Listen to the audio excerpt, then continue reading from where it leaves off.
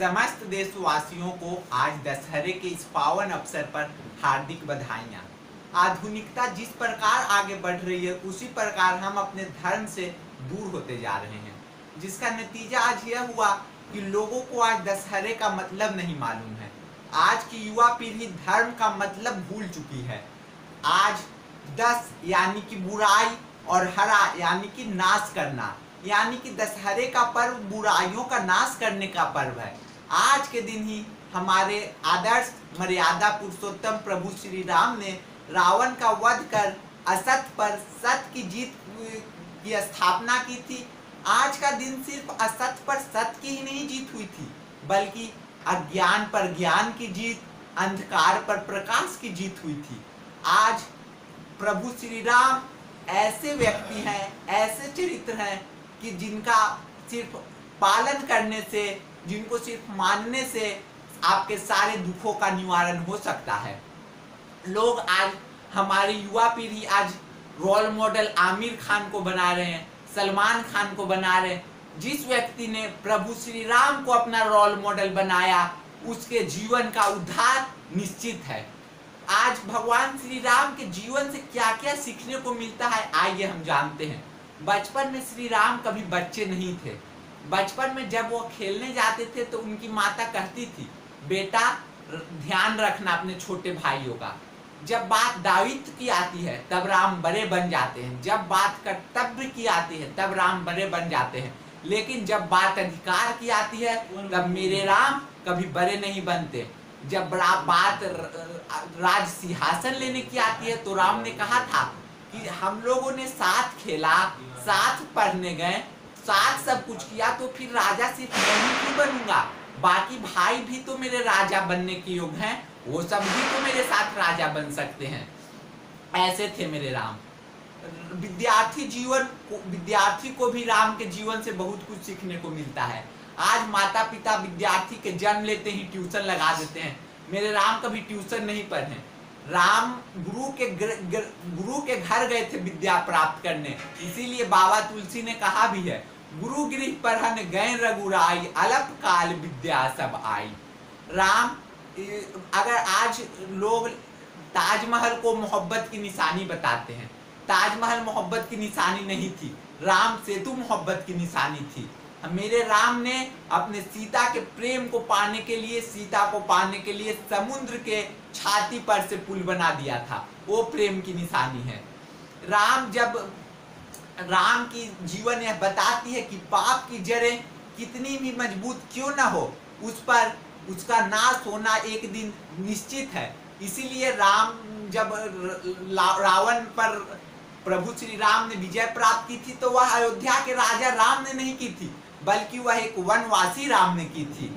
और साथ में राम वहां जीतने के बाद राम ने खुद राज नहीं किया, बल्कि लंका के ही किसी एक इंसान विभीषण को वहां की गद्दी सौंप दी थी। राम सिर्फ आदर्श ही नहीं है, बल्कि राम शक्तिशाली के साथ साथ धैर्यवान भी हैं। और मैं आपको बता देता हूं कि एक बार सिर्फ राम के नाम लेने से ही आपका उद्धार हो जाएगा। सिर्फ राम के नाम सुनने से ही आपका उद्धार हो जाएगा।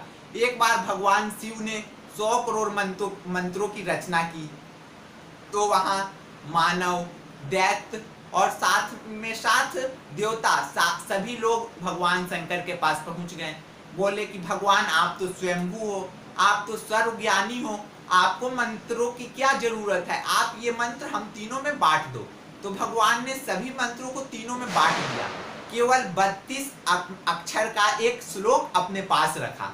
फिर देवता लोग बोले, भगवान आप तो सर्वज्ञानी हो, स्वयंभू हो, आपको क्या जरूरत है, आप इन मंत्रों को भी हमारे बीच में बांट दो। तो राम ने 30 अक्षरों को सबके बीच में बांट दिया और कहा कि ये 2 अक्षर को मैं आपके समझ नहीं बांट सकता, क्यों? और वो 2 अक्षर जो थे, वो पहला अक्षर था रा और दूसरा अक्षर था म, राम।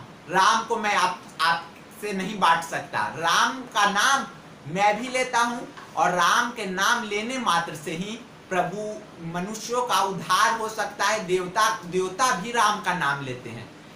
जब राम को वनवास मिल गया तो राम माता कौशल्या के पास गई, तो कौशल्या ने उनसे पूछा कि बेटा सभी जगह तो एक तरह से हर्ष का उल्लास है, लेकिन अचानक ये महलों में उल्लास बंद क्यों हो गया, अचानक ये गाने बजने क्यों बंद हो गए। तो मेरे प्रभु राम ने कहा कि माता पिता दीन मोहि कानन राजू, जह सब भांति मोहि बर काजू।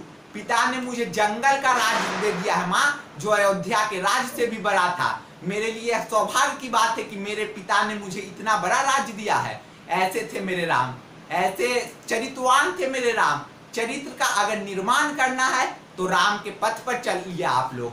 आज सभी विद्यालयों में ह्यूमन वैल्यूज पढ़ाया जाता है, मोरल वैल्यूज पढ़ाया जाता है, लेकिन कहीं रामचरित्र मानस नहीं पढ़ाया जाता है। अगर मनुष्य के चरित्रों का, मनुष्य को चरित्र निर्माण करना है तो आज से हर स्कूल में, हर विद्यालय में, हर कस्बा में रामचरित्र मानस का पाठ को एकदम कंपलसरी कर दिया जाए और वहां बच्चों को भी रामचरित्र मानस का पाठ पढ़ाया जाए, ताकि सभी बच्चों में चरित्र निर्माण हो सके। ऐसे हैं मेरे राम। बाबा तुलसीदास जी के पास एक बार रहीम, जो 9th जेम्स थे अकबर का, वो गए बाबा तुलसीदास जी के पास कि बाबा तुलसीदास, आपको अकबर ने 40,000 गांव की मनसबदारी दे दी है, आप ये मनसबदारी को स्वीकार कीजिए। तो मेरे बाबा तुलसीदास जी ने कहा है, हम तो चाकर राम के पटो लिखो दरबार, अब तुलसी का होंगे पढ़ के मनसबदार। मेरी तो नौकरी राम के दरबार में पहले ही लग गई है, मैं तो प्रभु श्री राम का नौकर हूँ, मैं ये सब 40 मनसबदारी लेकर क्या करूंगा। मेरे तो प्रभु श्री राम ही मंत्री हैं, मेरे तो प्रभु श्री राम ही राजा हैं। ऐसे थे मेरे राम, जिनकी राम की तुलना, राम ने सबरी के बेर को खाया। आज बात करते हैं कि समाजवाद समाजवाद समाजवाद की सबसे पहली खोज कार्ल मार्क्स ने की, ये सब गलत है। सबसे पहला समाजवादी अगर पूरे विश्व में कोई हुआ तो मेरे प्रभु श्री राम हुए। अब बताता हूं मैं आपको कैसे। राम ने केवट किस जाति का था, केवट निम्न जाति का था। केवट का उद्धार किसने किया, श्री राम ने किया। सबरी किस जाति की थी, सबरी निम्न जाति की एक गरीब महिला थी, लेकिन सबरी के झूठे बेर को खा के राम ने समाजवाद की पूरी तरह से नींव रखी। और साथ में आपको मैं बता दूं, राम राज में सोना महंगा हुआ करता था, जबकि अनाज सस्ता हुआ करता था। वर्तमान सरकारों के लिए भी राम का यह कदम एक तरह से सराहनीय है, और वर्तमान सरकारों को भी इस कदम का पालन करना चाहिए, और साथ में एक समाजवाद का पूरे विश्व, पूरे भारत में समाजवाद सरकार बनाना चाहिए। ऐसे हैं मेरे राम। मेरे राम से किसी की तुलना नहीं हो सकती। राम किसके जैसे हैं, राम किसी के जैसे नहीं है, राम राम के जैसे हैं। राम जैसा दूसरा मनुष्य न तो कोई इस पृथ्वी पर हुआ है और न ही होगा। और मैं आपको बता दूं कि राम जब थे तो राम कभी भी घमंड अहंकारी नहीं हुए। सबसे बड़े, पृथ्वी के सबसे बड़े राजा थे राम। उनका जन्म दशरथ के घर में हुआ था, लेकिन फिर भी राम जी को कभी अहंकार नहीं आया। एक गरीब को भी का भी सम्मान करना राम जानते थे। जब राम का राज्य अभिषेक हो रहा था, जब राम 14 साल बाद वनवास वापस लौटे, तो उनसे उनके भाइयों ने पूछा कि भैया, मैंने तो अपने तरफ से सबको कार्ड भेज दिया है, आप देख लो इसे, अगर किसी को बाकी है तो आप अपने तरफ से कार्ड भेजो। तो राम ने अपने राज्य अभिषेक में केवल एक लोग को इनवाइट किया था, और वो था केवट, जो राम जी को गंगा पार कराया था। मैं आशा करता हूँ कि आप भगवान श्री राम जी को उच्चारण सुबह शाम करेंगे और राम जी को ही अपना आदर्श बनाएंगे। जय श्री राम, जय भारत, जय हिंद। धन्यवाद।